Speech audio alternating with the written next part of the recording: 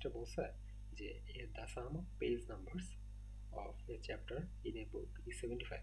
তো ফার্স্টে আমাদের যে ফার্স্ট পেজ, সেই ফার্স্ট পেজটার পেজ নাম্বারটা লিখতে হবে।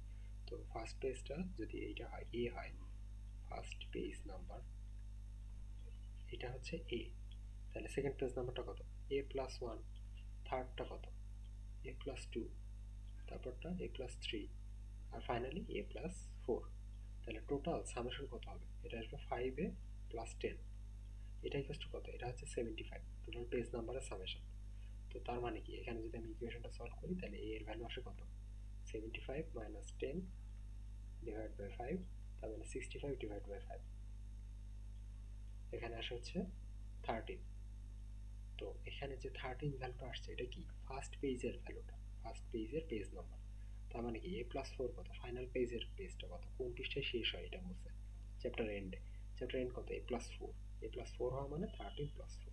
13 প্লাস ফোর মানে এখানে হচ্ছে 17। 17 নাম্বার পেজে এটা শেষ হয়।